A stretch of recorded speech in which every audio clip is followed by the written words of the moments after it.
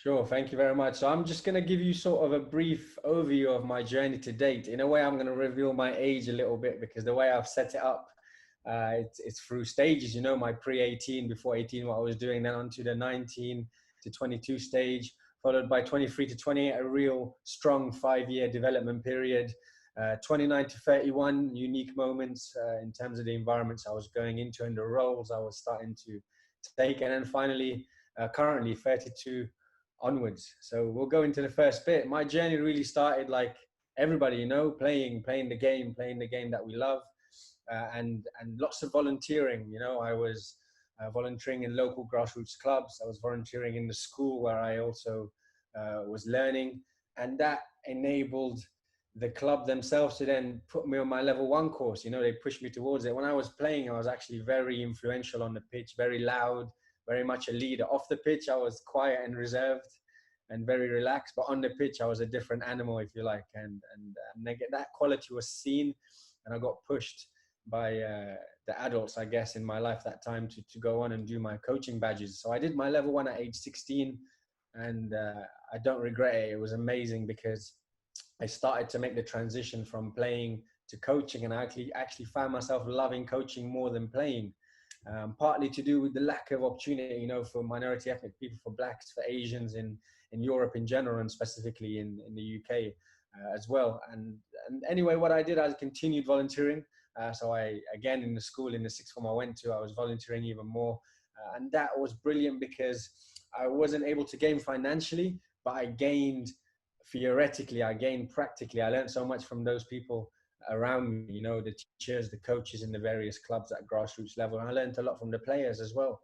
And just as I was finishing my A levels, going into university, the school where I studied and where I volunteered, they paid for my level 2 as a reward, as a thank you, for doing that. And that was brilliant because moving on to university, I got an opportunity to go to Loughborough. And Loughborough is world renowned. It's in the top 3 universities in the world for sport. And as I went in, the fact that I had my level 2 allowed me to apply from my fresher year to be a coach at Loughborough University. And I actually got accepted. So there, guys, I had to make a decision here. Do I carry on playing? And it was going to be a wonderful opportunity to play for a big university that represent at international level as well. And the university also has a semi-pro team. Or do I concentrate on my coaching? And because I had such a great experience with coaching overall, with all the different projects and the volunteering projects I was in, I stuck with it. And from my freshers year, I was coaching. So I did that. I did 2 years at Loughborough University in terms of coaching. My program was just a 3-year straight program. But in between my second year and my third year, an opportunity came from Barnet Football Club. They advertised for an intern, and the club was just starting up their academy again. So I applied for this role, and I got through to the interview stage, and I went in, and they offered it to me. So I had to go back to university now and say, look, I've just got this opportunity to go and do this. It's something I'm passionate about. I really want to do it. It's a fantastic opportunity. And the woman in charge at the time, Professor Elaine Hobby, she was very receptive to the idea, and she granted me leave of absence, which was amazing. I got permission to leave my program and to go and do this. And this was an amazing year. I learned so much. So the role initially was just an under 14s assistant coach, but full time. Because I was there full time, I was there around all the other age groups. I was learning from the under 18s to from the under 60s, I was just there observing and learning and absorbing as much as I could from the experience. 3 months into it, they offered me the role of development center manager. And that was fantastic because it opened up a new side of it for me. This was all about talent development, talent identification, working with scouts, going out there to look for players and really bring them in. And it was fantastic because it really developed my knowledge around what talent is and how to identify talent. And having a perspective of someone who played and was denied opportunities because of my color or because of my race or whatever, I was able to implement that with the coaches and the scouts I worked with to allow the development center to make sure that we don't seclude people, just because this kid, their mum or dad don't have access to a car and they can't get to training. We don't seclude them because they're late. We have to understand what are the socioeconomic aspects, what are the problems that these people are dealing with, and make sure that we get them in. And that's when you get real reward, because not only do you understand people and help them, you empower them to then play football and really achieve their talent. So that was brilliant that I got an opportunity to do that. So here I was now with 9 months to go in my internship, development center manager at Barnet Football Club, and also under 14s assistant coach, and also there full time with everyone. And in the office were people like Paul Fairclough, who's the England C team manager till this day, learning from him 24/7. I still have the notes and copies of his session plans, believe it or not, to reflect on and just to look back. And there were also other brilliant people like Jeremy Steele, who now runs a fantastic organization similar to Man City, if you like, Riga United, and what they're doing there, and various other people I could name. And I learned so much from these people. One thing that was said to me when I finished at Barnet was, Maz, you need to try to think what it is you want to do. Simply because, you know, when I had my internship, I used to say yes to everything. You want me to help put the goals up? You want me to help clean up the pitches afterwards? You want me to help assist? I just used to say yes to everything because I saw it as an opportunity to learn and develop. So that made me almost a jack of all trades. So the leaving message from one of the influential staff members there was, try to concentrate on what you really want to be and be specific with that. I battled with that because I always wanted to be influential to as many people as possible. And if I pigeonholed myself to one area, maybe I'd struggle to affect many people, you know. So I've always wanted, but that's something I'd like to share. Maybe it'll be useful to whoever's watching. You know, if you are battling with that idea of, do you specialize or do you try and have a bit of everything? I think in this day and age, you probably need a bit of everything. It's great to specialize in one thing, but as we know, COVID now has meant that there's less jobs in the game. There was less jobs before COVID. After COVID, there's going to be less. So if all you did was specialize in coaching and there's not so many coaching jobs, you might struggle a little bit. So I'd probably say, yeah, try to have good knowledge in different areas, but don't be willing to impart that or share that unless you're really sure, you know. Be careful around that. Another thing which happened at the end of my time with Barnet was, as a thank you for all the efforts and everything I did, they put me on my UEFA B. So they paid for my UEFA B and they said, here you go, you know, and I was absolutely honored. And it was fantastic because what that allowed me to do now was go back to Loughborough University and at the same time be on my UEFA B. So coaching at Loughborough Uni is a semi-pro, they have a semi-pro team which plays and they have many quality teams, and it being a world-renowned sports university allowed me to gain credibility on my UEFA B. Because going on a course is one thing.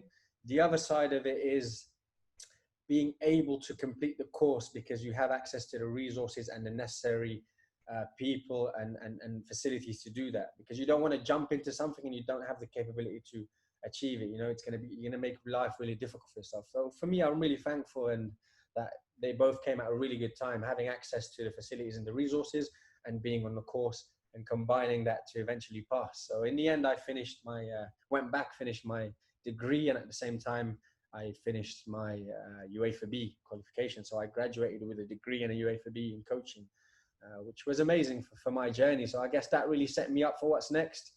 But what's next didn't come. I graduated with a UEFA B.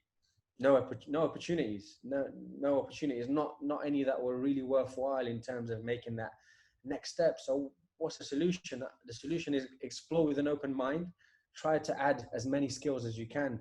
So I spent almost 3 months doing stuff like teaching in schools, in primary schools with sports, helping out after school clubs, just doing things to keep me going.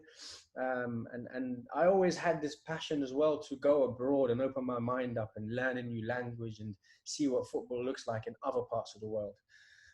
But in the end, I approached Brentford Football Club, one of the many clubs I just used to email, and I got a response. And it was a brilliant response. And it just said, look, come and let's have a chat. Let's see. And it was from a guy who's now academy manager at Birmingham, Stuart English. Till this day, I'm very grateful for that opportunity that he gave to say, look, just come and have a chat. So I went in and had a chat with him. And he said, yeah, okay, let's see what we can do. So he got me into the foundation phase, coaching the young ones, the 9, 10-year-olds, helping out with that. And I spent 3 months there before I saw an opportunity come up and advertise with Arsenal. They were having a soccer school in Morocco, and they advertised for a coaching position, only a 6-month position. But like I said, I always had this desire to go abroad and to learn. So I went to Stuart after 3 months and I said, look, I know you've only brought me in, but I've seen this and I'm really interested. And he gave me something which till this day sticks with me, which is go for it. If you learn what to do, fantastic. But if you learn what not to do, that's also as good. because you've learned what not to do and you've learned from that opportunity. So that stuck with me, and I went for it and I got the job, and I went out to Morocco, and I spent a fantastic time there. We had a great impact on the pitch, but more importantly off the pitch, because I'm sure you're aware of soccer schools. I know they used to have Arsenal in India as well. Soccer schools, they attract a certain socio-economic group, people who can afford these things. So that brings with it certain attitude for these players. So we were dealing with things like a 7-year-old player, believe it or not, coming on the pitch, or their driver's bringing them to the pitch. They drop the bag, throw it on the floor, and they say to the driver, pick it up. 7-year-old kid treating another human being older than them in that way. It was horrendous. So this wasn't only about coaching football, it was about coaching life skills. And we did that through football, and it was amazing. And we went from 200 players to 430 in 6 months, simply because of the extra work we put in to work with parents. And the parents really saw the value of they're not just getting better technically in their skills, they're getting better in terms of their attitude, their discipline, some of the things, because we use things in football, and life skills to teach football is huge. So after 6 months, I came to an end, and they offered me a senior coach role, which I agreed to based on principle of having a scholarship program, to bring at least 30 kids that could not afford it. And that really helped. And that allowed me to go into other clubs and explore. So I got an opportunity with the Wydad Football Club, as you can see by the 4 stars there, 4-time African Champions League winners, a huge club in the continent of Africa. And I got an opportunity with their under-15s to be an assistant coach. At the time, obviously, I was single. I had a lot of time. So what I did in Morocco, in the morning, I'd wake up, I'd go to French classes. In the afternoon, I'd be planning my sessions for the Arsenal Soccer School. I'd do that in the evening. As soon as I finished that, I'd cycle to Wydad, and I'd go and do the sessions there as an assistant. And then I'd go back to my apartment and relax. And the same thing again the next day, with the weekends being the hardest, in the sense of they start in the early morning in the heat all the way through. You're in the sunshine all day long with match after match. But it was amazing. I don't regret the amount of time I spent in it. A brilliant opportunity to develop. I was developing under different circumstances. And again, I'm grateful for that opportunity. We had a funny story how that came about. A coach from Wydad came and watched our session in Arsenal. And I was working with a translator at the time because I wasn't quite good at French. And the translator turned around to me in English and said, "Oh, look, there's a scout coming to steal your players," in English. It turns out this guy was a coach from England with Moroccan heritage, and he understood everything. So he turned around with an English accent. "Oi, I know what you just said." And that sort of kicked off the opportunity to approach this guy. And I approached him. I said, "Yeah, look, I want to learn. I want to do this." And he was an A-licensed coach, and he was doing some great work there. And he's had a great career with Man City and Man United. And he's another person, Mustafa Aizan, who I'm grateful for as well, to give me the opportunity just to learn more than anything. And as you learn, as you gain people's trust, then you can start to help and have an input as well. But initially, it was just about learning. So yeah, I had a great time with Wydad, great time with Arsenal. But when you leave England, the bottom line is you can start to stagnate, because the level of education we have here is immense, especially in football. The FA is world leading in coach education. And everybody, whether you look at the Spanish, the Germans, the French, everyone's looking at us in England, what we're doing, because of the success we've had at youth level, because of the success we've had in coaching, and more recently, the success we had in the last World Cup, and our hopes in the next World Cup, of course. We actually won the Under-17 World Cup in India, if you remember, and that was a fantastic final against Spain. Amazing. So yeah, I had to come back. I had to learn again. So that's what I did. And I contacted Brentford again. This time a different person in Brentford, Ozzy Ibanji, who was the academy manager at the time. And I said, look, I just want to come. I just want to observe and learn. And that's what I did for a whole year. I was there with my notepad and my pen, looking and absorbing as much as I could, come rain, come sun, come snow.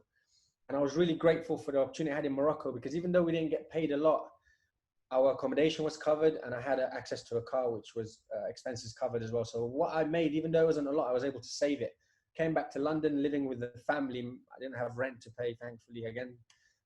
So I was able to take that opportunity to just learn for a whole year and not worry too much about financial implications. So just living off my savings, however minimal they were, and then just going about. And I was doing little jobs here and there just to keep me going. So I spent a whole year just learning, and that was brilliant. I was learning from the under-23s, players making the step up to professional level. top level coaches like John D'Souza, who's now currently director of coaching at Colchester. And it was brilliant to see the work being done at the under-16s as well, with Anthony Hayes and Jeremy Steele again. And these are amazing coaches. I learned so much from them, specialists as well in what they do. And that really allowed me to supplement everything I've missed out on in that whole year. And if you look at the Brentford team from 2014-15 in the academy, a lot of them are really playing at good levels. A lot of the coaches are doing brilliant work at the moment. So again, I was very lucky to be in that environment. But at the same time, I had the challenge of making that next step up. That next step up was the A license, the UEFA A license, because if I want to be realistic about moving on in my coaching career, the qualifications you have to tick, especially when you've got racial challenges to deal with. You have to make sure you have as many qualifications as possible, so they can never turn around and disregard you because of qualifications. You know, you have to almost make it impossible for them to disregard you. So with my A license, it was going into non-league football, because I couldn't get into professional game at the time. And non-league football is what we call semi-professional football in England. So I'm working in a semi-professional team, playing semi-professionally, and also managing, assistant manager of the same team. And I also kept looking for opportunities abroad again, you know, because if it's necessary for me to leave my home to get an opportunity, I'm going to do that, you know, if I can. So my non-league experience was with Southall FC, a very diverse club. Southall is an area, massive Indian community, massive Pakistani community, massive African community, and a nice mixture as well in terms of where it's located in West London. Great opportunity to do that. We actually did some projects in India through Southall FC. And then what I did, I applied for my A license with the Irish FA because I wasn't getting accepted with the English FA. And the Irish FA A license was amazing in the sense that they don't separate the professional, ex-professional players from the non-pros. They put them together in the course. In the English FA and with some other football associations, if you're an ex-pro, you have a separate line of coaching education to the non-pros. So I was in the course with the likes of, as you see there, Teddy Sheringham, Tom Huddleston, who was still playing at the time, Liam Rosen, you're still playing, legends like Ronnie Johnson. And it was amazing to learn and rub shoulders with these guys and see how they impart their knowledge based on, you know, Teddy Sheringham. I've got images of him as a kid coming on 99 Champions League final and helping score a winner, you know, and stuff like that. So to be on that course with him and the other people there was an amazing learning insight. Funnily enough as well, off the back of that, I got a job abroad, assistant manager of a first team in Oman. And that was great because I was working with a head coach who spoke English and French. Having learned French in Morocco now paid off because I was able to communicate with him and with some of the professional players in French.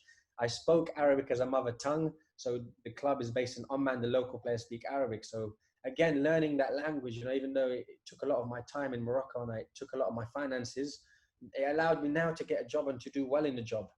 Off the back of that, I actually got accepted on the A license for the English FA.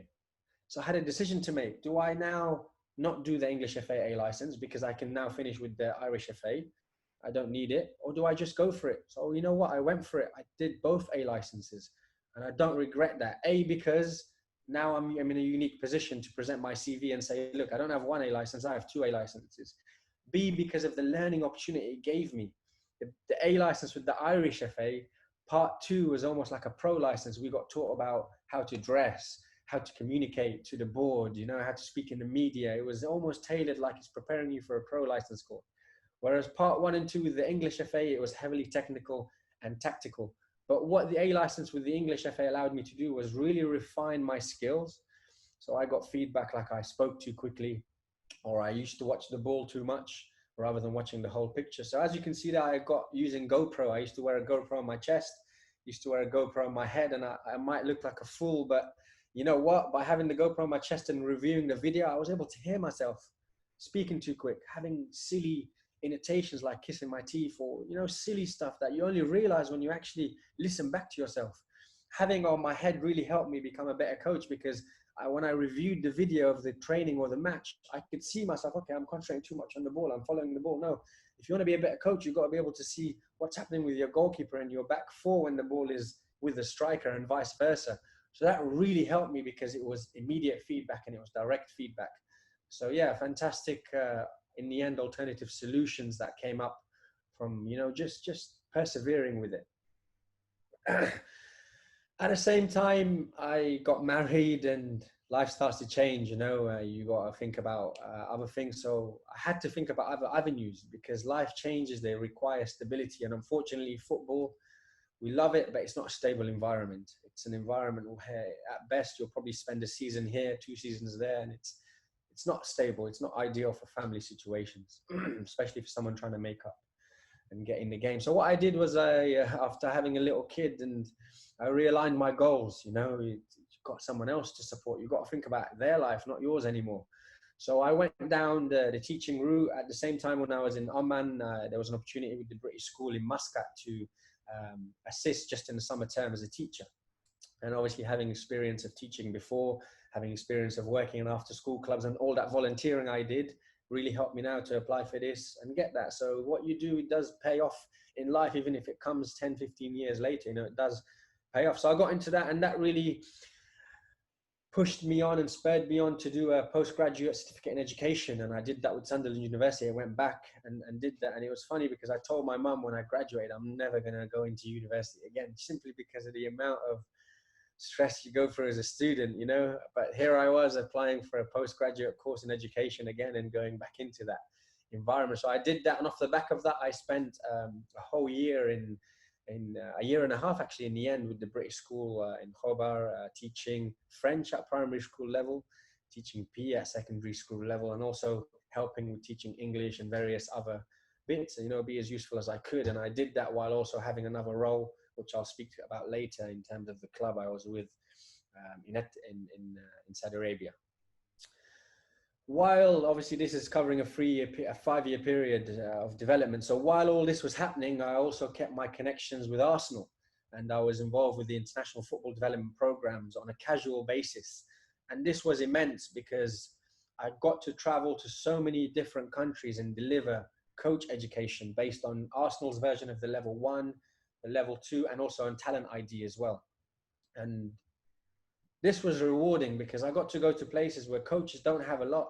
They don't have a lot of resources. They don't have access to information. They don't have access to, like we have in England, we've got so much access. I can go on a webinar. I can go on the FA's Boot Room page or the FA Learning YouTube page and access so much. I can go to my local club and watch, But here I was in environments where kids were making footballs with newspaper and sellotape to play with. Coaches didn't have equipment to work, so they had to think out of the box. So it was brilliant seeing that and combining with that and giving as much and sharing as much with those environments, just to help as much as I could. And we had fantastic experiences in Africa, in Asia, in Thailand, in China as well, then in Africa, in Zimbabwe, in South Africa as well. It was brilliant, all those experiences. And then it also gave me opportunity to touch base with Arsenal legends like Sol Campbell, as you see there, and the environment that the Arsenal experience opened up for me. Until this day, I'm still in touch with Arsenal. I still work with them on their international football development programs because I'm passionate about making sure that people that don't have an opportunity at least have a chance to access that opportunity and access it with no financial barriers. Because look, the reality is the developing countries, they don't have those things. So whatever we can do to reduce those barriers, fantastic. At the end of the day, we're all one human being race, so we got to make sure we help each other. And you know what? If we can make football somewhere else better, that will come back around to you, because the World Cup will be better. Things in the future will be better. The competition levels will be better. The talents coming through will be diverse and unique, and we're going to see that. So yeah, I was doing that over that period, developing football internationally for Arsenal. Until this day, I try and do little bits here and there with them. So I guess that sums up that 5-year period, coming now to more of the refined period of 29 to say 31. And it was a case of home being the UK and away. If there weren't opportunities, for whatever reason it may have been, I had to look away because I couldn't stop developing. I had a family to make sure I feed. I got a little kid I have to make sure is going to have some opportunity, a future, So I spent some time with Ettifaq Club in Saudi Arabia. And the timeline was basically this. Ettifaq brought me in because they had nothing below the under-16s. From 16s up, they had everything. And Ettifaq Club is a huge club with a massive a reputation and massive history in Saudi Arabia. You know, if you look at what they did in the 90s on Asian football alone, and in the Middle East as well, they were a fantastic club. But when I came in, they were in the first division, first time in their life relegated, and they wanted to really look at youth as a future, you know, because this was the club that in the past always developed players, but in the last couple of years they didn't do that. So they brought me in to look at their youth development phase, which is 12 to 16. So I went in there, implemented that, and within 6 months we managed to get a good youth development phase. So when I went in, there was nothing below under 16s. After 6 months, we had all the way down to under 9s in the club. Another 6 months onwards, we now had the foundation phase set up. So our 5s to 11s were also in. On top of that, my experience of managing a development center all that time ago allowed me to implement the same principles here. Okay, it's a different environment. It requires different solutions. We can't just take something that works in England and rubber stamp it in Saudi Arabia or in India. No, it's about taking what you can, combining it with the granules of what exists, because what exists is important, because that's what's unique to Indian players or Indian coaches, for example. You know, you have to make sure you maintain that uniqueness, and it's important. So we did that. We developed a development center. So we had a program where kids were at Tifaq Academy. If they weren't deemed good enough at that time, they would go down to development center. They'd have an opportunity to develop in a less stressful environment, if you like. And then when they're ready, or they're deemed ready, they come back up. And that's important when you think about talent development, because there's no way, regardless if I'm the guru in football, there's no way I can tell a 7-year-old kid and their parent, you're not ready to be a footballer, or you're not going to be a footballer. They have so many years of development ahead of them. I can't block that. I can't put in their mind that they're not going to be a footballer, regardless of what their level is like.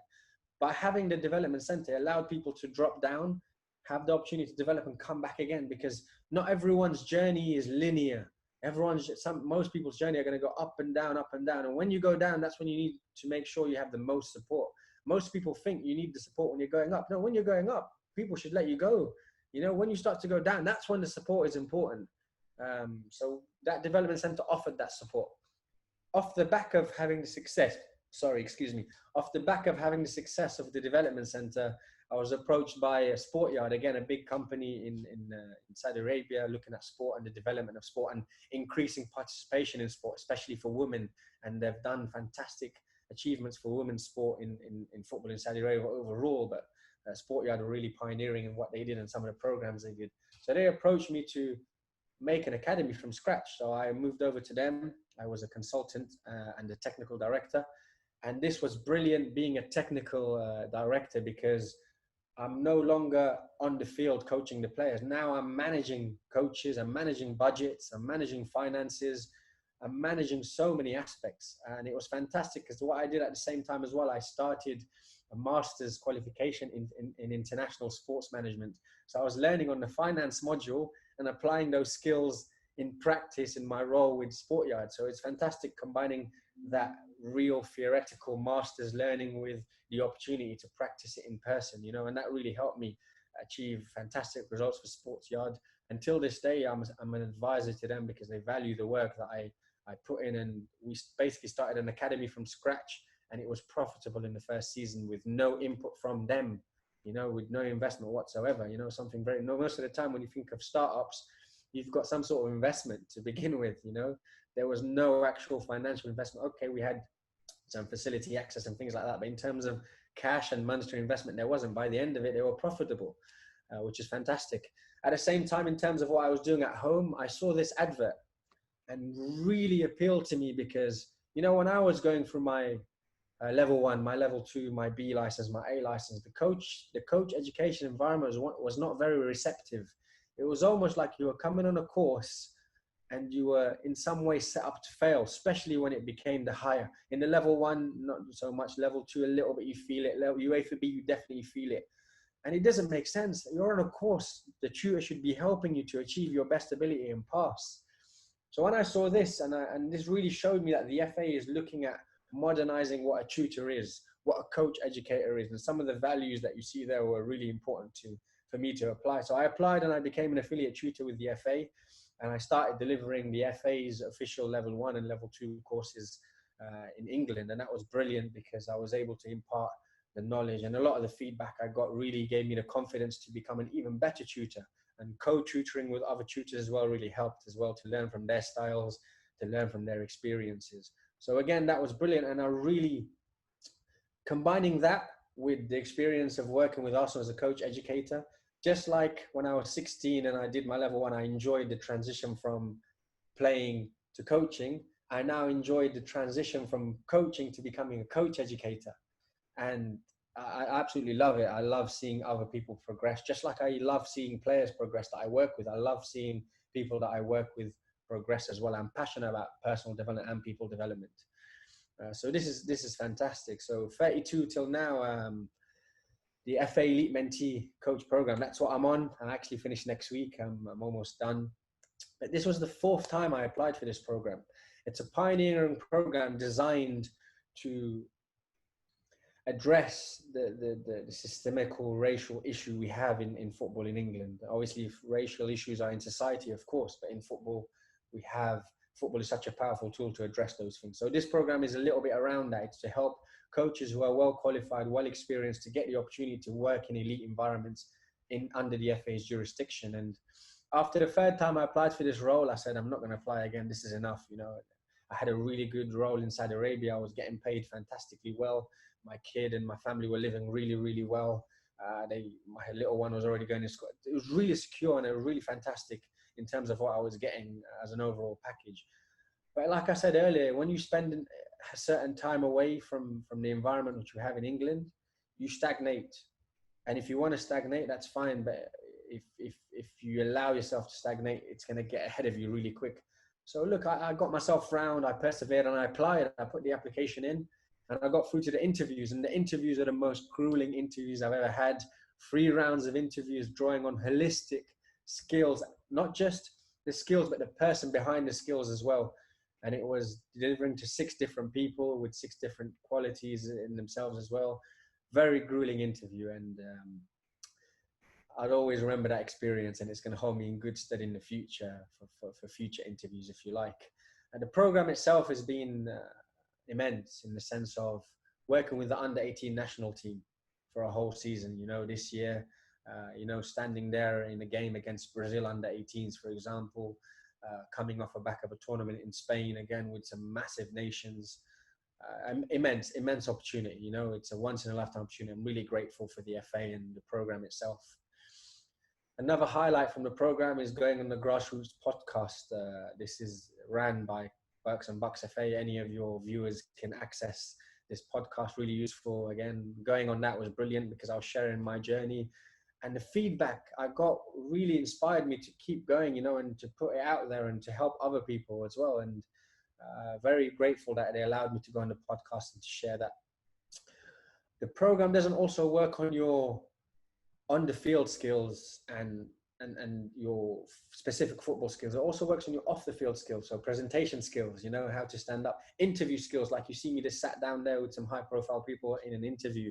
It teaches you about those things as well. And these are soft skills that are important because we could be the best coach in the world on the pitch.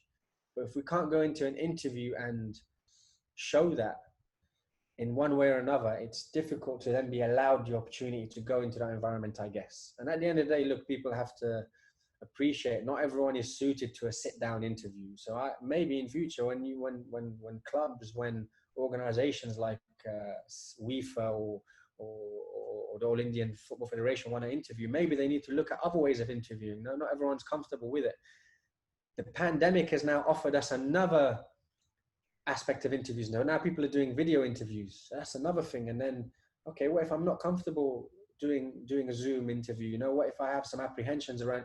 So people have to really make sure employers have to make sure they really have versatility around the way they recruit, because otherwise you're gonna lose a lot of very good people. You're gonna exclude a lot of good people. And football and sport in general is not about discrimination or exclusion. It's about inclusion. So you need to make sure you have variety of ways of recruitment and you give people equal opportunity in different ways.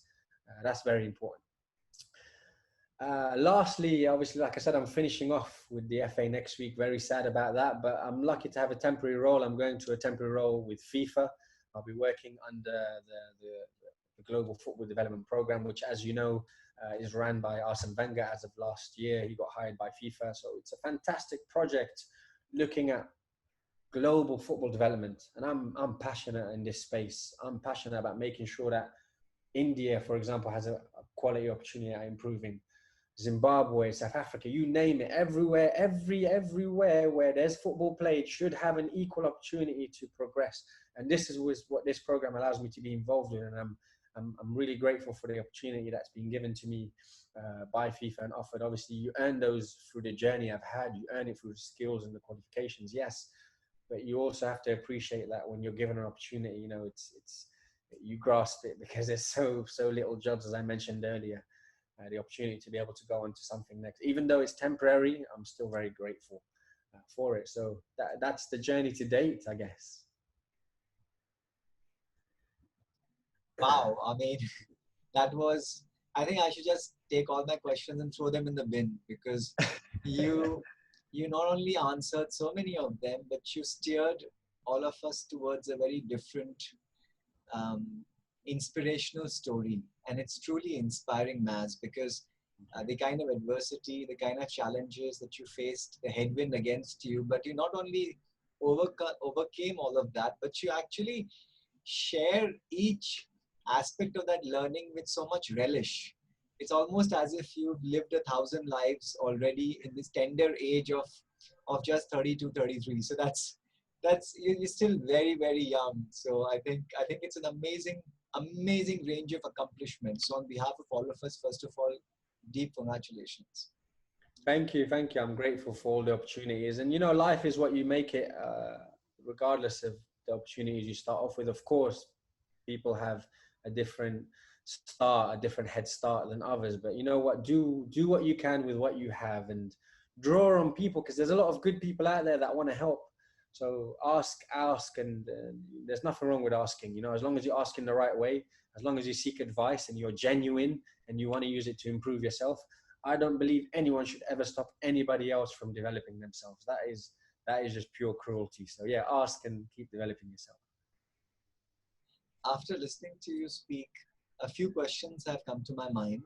And if you'll Sure. permit me, I'll ask you those questions because they're going to be a huge learning experience for our listeners. The first Mm. question is that the the kind of, I think very rarely have I met somebody who's done two A licenses, one from Ireland and the second from the English FA.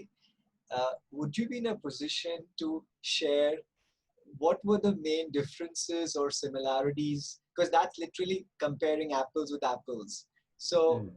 any learnings you can share with us? In terms of the differences on the course itself, I mentioned when I was talking in the sense of this course allowed you to combine with the pros, this one didn't. And being with the pros was brilliant, because you know what, even for at the end of the day, they're pros, yes, but they're still people, they're still human beings, they're still coaches. So having that opportunity to combine and touch with different people was important. And I think, and I don't know how it works in India with the courses there, but I truly believe, you know, if look, it's an A license course, whether I'm Teddy Sheringham or I'm Maz, when I pass this course, I'm still going to have an A license. It's not going to be an A license with my name. It's an A license. So it's important we allow different people from different backgrounds and experiences to combine, because as much as I learn from the pros, I think the pros learn a lot from the non-pros as well, and that's important. The other aspects were the A license split into two parts.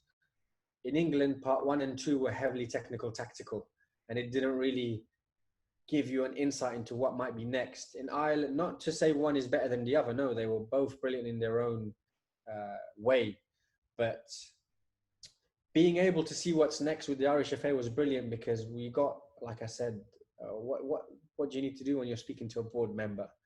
What do you need to do when you maybe come into a media interview? You know, even though it wasn't a lot, it was something it gave you, and they were both unique. And if I was to give you one thing, I guess, in terms of coaching on the ground, on the A license with Ireland, we had a quality educator, and he was, at the time I was very interested in psychology and football and perception, etc. And he presented something around how we can improve our perception skills. And he basically did a normal game of football, and he gave us gloves one glove was yellow, one glove was red, and we'd wear it. And then he also added like two tennis balls, a red and a yellow tennis balls. So while you're playing the match, 7v7, 5v5, 11v11, 3v3, whatever it is, you'd also, with your feet, obviously with the ball, you'd also have the tennis balls throwing around with your hands. If a red tennis ball came to you, you'd have to catch it with the red glove. If a yellow one came, you'd have to catch it with the yellow glove, while also playing with your feet and having to.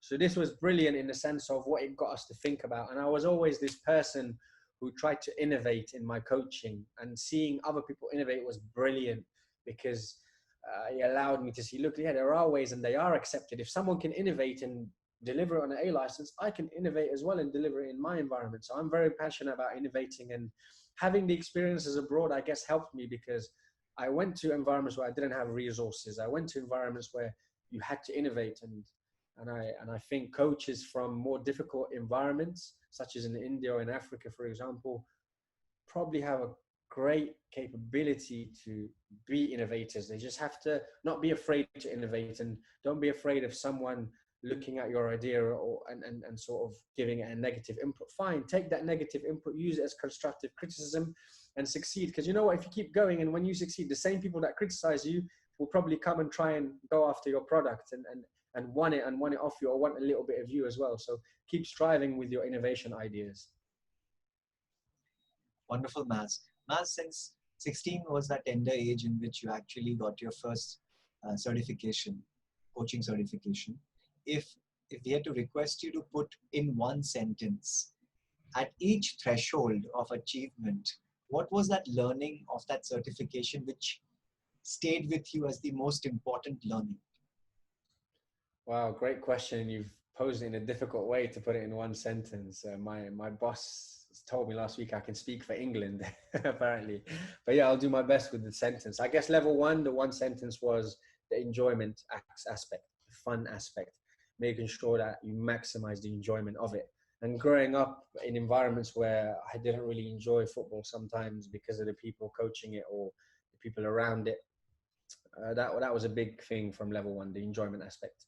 From level two, it was now more of the technical aspect, thinking about practices and your practice design. So how do you design practices to get the technical requirements out of your players, because they're going to need those things when they go into a game. So that was the message from level two, I guess, refining the technical requirements. UEFA B message would be a mixture of understanding the different phases of the game. So whether you're in or out of possession, whether you're in transition, negative or positive, really is trying to grasp around that. A license was more about yourself as a coach, understanding yourself, having that self-awareness and being able to relate to people. Because the higher up you go, the badges, it becomes less about coaching and what you're teaching on the field. It becomes more about how you manage people, and understanding yourself is a key part of being able to manage people. Because if you like it, an A license is your license to coach in the professional game in all countries around the world. So technically you're working with professional players. You don't need to teach a professional player how to receive with their inside and pass with their outside. What you need to do is manage their situation so they can achieve the best they can in terms of performance. So I guess, yeah, those were the four messages. I hope it answered your question well enough. Maz, not only, I think you can speak not only for India, for England, but you can speak for FIFA. That was an excellent answer. Really, really good. Maz, last question on your presentation, the last question from my side, and that is linked to your upcoming exciting role. I think global development of football, that is an underserved area and requires magical, very hardworking elves, because there has to be some amount of magic in that to make it happen, and you seem to encapsulate many of those qualities. So what are possibly going to be your three top key areas that you will focus and drive in this new role? I do understand that you still haven't taken up the role, but what would be the top three on your mind? It would have to be listening first, listening and understanding, because from experience, you can't take something that works here and rubber stamp it somewhere else. It's not the way to go. And if you want to talk about global football development, you have to give every country its right to develop football in the way it wants to. You have to then be there as a global organization to be a catalyst in that movement. You have to make this, the inputs, whether it's financial, whether it's coach development, whether it's people development, whatever you decide to support them, or however you decide to support them, you just there as a catalyst. That's important. You have to let the people on the ground make the decision. So listening and understanding is key. The next thing is being non-judgmental. You can't go there and judge. Okay, I have a lived experience of England and Morocco and India and China and Portugal and Spain and Saudi Arabia and Oman and Thailand and Zimbabwe, whatever, to name but a few of the countries. I have those lives. So I'm in a fortunate position to have learned about how things look differently around the world. Someone else coming in might have only had the experience of England alone, and they might go and think, oh, I'm from England, you know, I'm going to impart my knowledge because what we do is right. Yeah, what we do is right in our environment. Brilliant. You know what? And we can always make it better. So never think that what we do is right, and that's try to make it better. So being non-judgmental is important. Going to an environment with an open mind and not judging. So listening and understanding first, then having a non-judgmental view on what you're listening to, and making sure your understanding comes from different angles. And the third and final thing is genuineness, honesty, being genuine with people, and not just putting on a program so you can market it and say, look, this is what we're doing. Genuinely making a program to say, look, yes, this is what we're doing. Market it by all means, because we need sponsors to come in. We need people to understand. We need support, yes. But don't let that be the driving factor. The driving factor should always be the initial message, which is global football development, the actual real essence of the word development. And sometimes people throw out too many words and words become only words, but you've got to make sure you back up those words with genuine action. You know, the same way that the FA or all these people dealing with the racial aspect, they talk about diversity and inclusion. Well, diversity and inclusion, if you keep saying it and not doing anything about it, just become words, and people get tired of it, and they get tired of the lip service that you do. The same thing with development. If you keep throwing it out and having it just as a word, it's going to lose its essence. And when we lose the essence of important words like diversity and inclusion, like important words like development, then we're all in trouble as a human race, because we're gonna be stopping each other from developing or progressing or having inclusivity.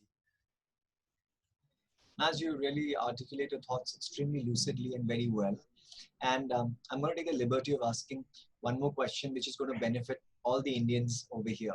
And that is, if you could look into your crystal ball and tell us what are the main areas that Indian football players need to focus on, or football players in India, to succeed far faster than what we're currently doing, both in men's and women's football. Is there anything you can suggest? It's a great question. I'd love to give you some detail around it, but my experience of India or Indian football and players is a little bit limited in terms of on the ground experience. I only spent about a month in India back in 2014 in Punjab, working in a program with Chelsea and Southall in Patalia. Actually, it was a wonderful experience, and I got amazing memories of the area itself and the food as well. It was amazing. Everything was brilliant.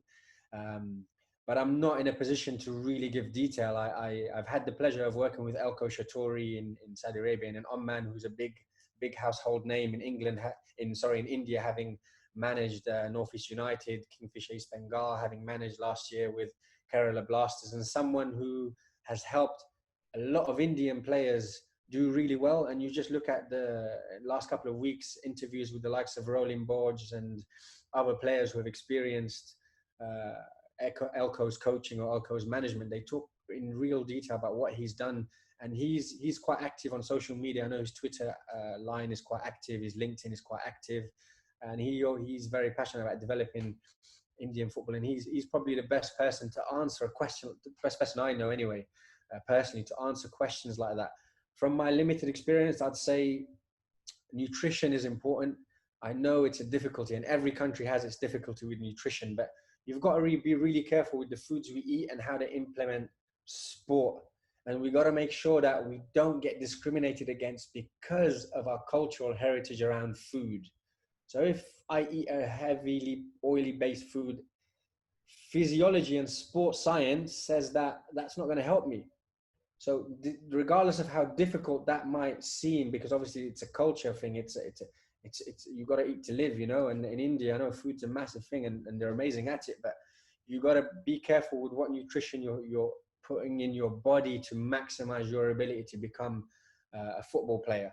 And that's obviously my uneducated, fully uneducated sort of, if you like, view on it. But like I said, there's other people that can answer that question with real good detail, and they're good people. They're people that are open to being being asked of, and they're happy to help. And I remember a couple of years ago, there's rumors Elko could be potential lined up to be national team manager. Someone like him will be brilliant because he's passionate about the country, he's passionate about the people he's worked with, and his record speaks for itself. But again, to sum it up, I'm probably not the best person to answer the question, apart from the little bit on nutrition, I guess, based on my experience and my knowledge of sports science and physiology and nutrition. Maz, is there anything you would like to share with upcoming football managers? Because in India, the coach and the manager is slightly different than the way it is in England. So these football managers are more like team managers. So any suggestions from your experience that you could give to these young boys and girls? I'd advise to maximize your experiences. Volunteering is important. Obviously, you've got to work within your means. If you can't volunteer, then you can't. But volunteering is important, so take every opportunity to do that. Become versatile, so volunteer in different sectors if you have the time, and use the time, especially if you're single and you haven't got a family yet. Use that time, because if you use it now and maximize it now, it's going to pay dividends later. If I was to try and start learning French now, it's difficult with 2 little kids and the family and all the jobs and everything. But I did that when I was single and I was still coming up the ladder. So maximize your time. Approach people. I had a couple of guys from India approach me over the last month or two on LinkedIn. Just say, look, just send me a request. And I've got a rule on LinkedIn where I don't add anyone I haven't spoken to in person yet.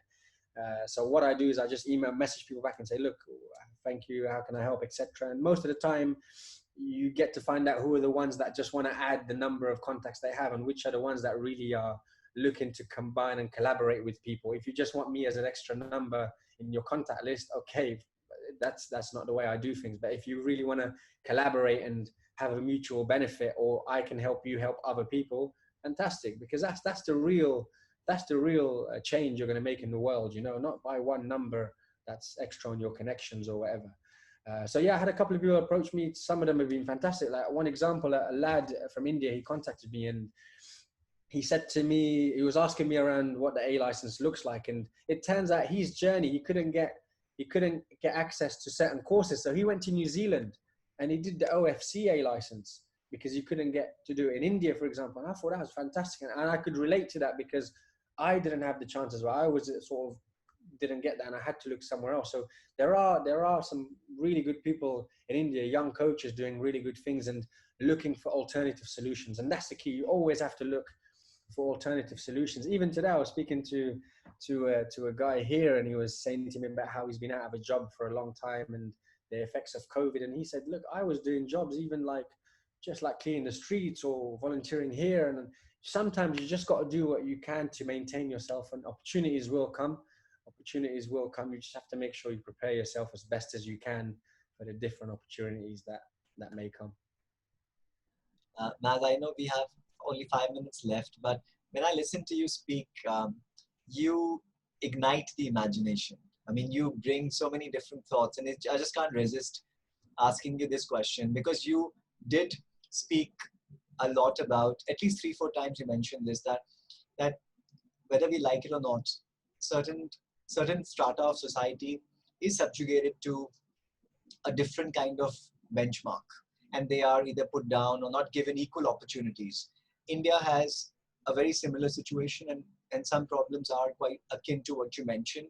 So the question I want to ask you is, after reaching this pinnacle of growth and achievement, 12 years of growing, would you say that if someone cannot afford to do a UEFA B or a UEFA A, is it possible to gain the same kind of knowledge without paying that kind of money in that system of organized coaching? Yeah, good question.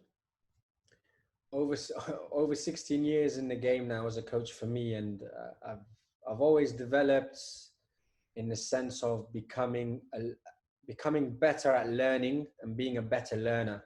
So the reasons for doing the badges in essence are because it's required. I have to tick the A license box if I want to apply for this job. But the purpose of doing the course itself should not be just to get a certificate and show it up. The purpose should be, what learning do I actually get from that experience of going through that qualification? So in answer to your question directly, yes, definitely.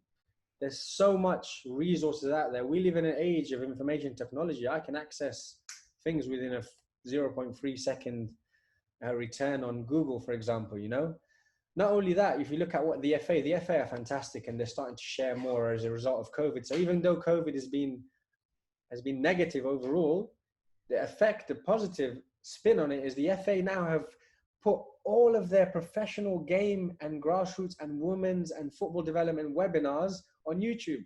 So if you go to the FA Learning YouTube page, you can have access to the under 18 national team managers like I have. You can have access to everyone in the game from professional to grassroots and join those webinars. Now, I understand what they're talking about might not be relevant exactly to there, but you can always take something out of it. Even if you end up watching a 90-minute webinar and you only take 30 seconds of information from that 90 minutes, you know what? It's been worth it, because that 30 seconds, you take that and you develop it and you make it your own. So yeah, you can definitely access that. You can still be a UEFA B coach without having a UEFA B. A great story of a friend of mine, Darren Wiltshire, who's got fantastic experience in India with Boca Juniors and with many organizations in India as well. He's helped quite a lot. He's a very passionate person as well about people development, and he's worked very hard in India to help people from lower socioeconomic groups have access through football. So this guy, he's probably one of the most knowledgeable people I worked with at the time when I met him in Morocco in football, having played him professionally. But he was only a level 2 coach. But when you see him work, he didn't. What is a level 2? He didn't work as a level. He probably worked a lot higher. Today, he's a UEFA B coach simply because he's traveled so much to help other people in other areas of the world. He's sacrificed his own learning in terms of qualifications. He hasn't sacrificed it in terms of his people skills or his development skills, but the actual having the paper and the tick box, he sacrificed that. So today he's a B licensed coach, but he's probably got the qualities of a pro licensed coach because of the qualities he's developed on the side. You know, you don't need a piece of paper to say you're an A licensed coach. Your work can show that for you. It's like if I'm going now through my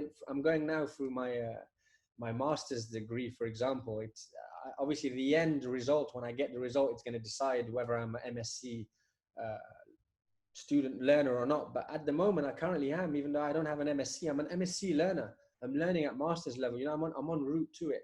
And it's important that I learn about learning, not just take the learning in, but learn about learning, reflect and review.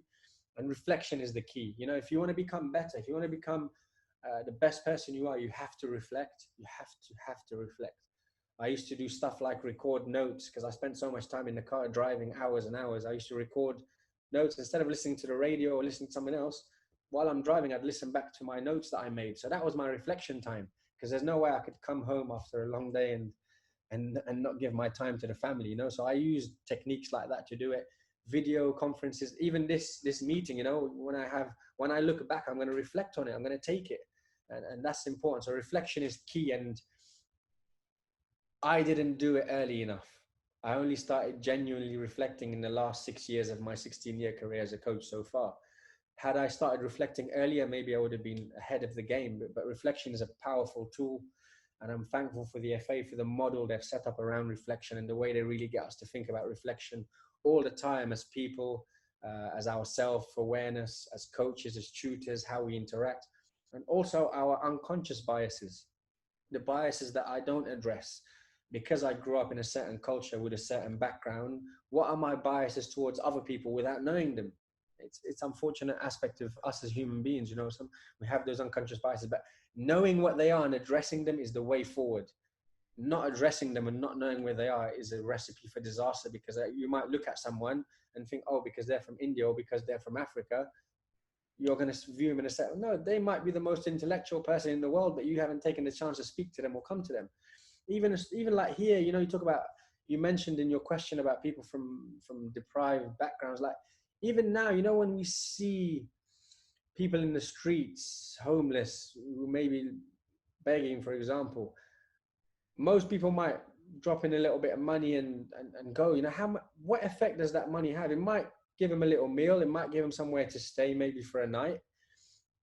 But, you know, if you sit down and actually speak to them, that's going to have a better impact psychologically, because they're people as well. They're people. Sit down and say, look, what happened? Why are you on the road? You know, understand their perspective, understand their journey. It could have been, they could have just made one mistake in their life and that's why they're there.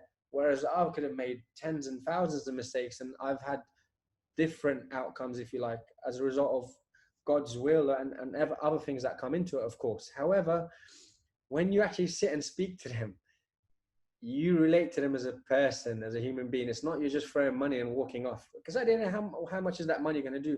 And you know what? If we are the type of people who throw money and go, brilliant. But you should also apologize as you go. Because no matter how much you throw down, it's never going to be enough. So it should be, I'm really sorry, but this is what I can give right now. But the better thing to do is actually sit down on a level with them and speak and find out, why are they there? What are the reasons why they're there? What skills have they got? You know? Because if you go down the same street every day and it's the same person and all you're doing is walking past them, you're missing out on a lot. They might have some skills you don't know of. They might have a life experience, which if they share with you, could really have an impact on your development. So you got to really look at humanity as a whole and learn from everything. Don't just learn from an A license. You know, you got to learn from life. You got to learn from everything around you. And the qualification is brilliant addition. If you can learn from life and have the qualifications, then that's fantastic in terms of what you can achieve, whether you're a woman or a man or young or old, it doesn't matter, you know. Maz, I have no doubt in my mind that the FIFA development office is going to be extremely fortunate to have you on their team. I think you're going to make a huge difference, because you truly bring a very strong sense of conviction, and you know what is right in your heart, and you actually play it out. So once again, it's been an absolute pleasure. Thank you so much for your time. Any final remarks to the audience that you would like to leave them with? Just really do your best, work hard. I know work hard is a cliche, but no, really work hard, work smart as well in different ways, and don't get sidetracked by the side things in life. Remember other people in life as well, and do your best to help yourself and help others is my last message.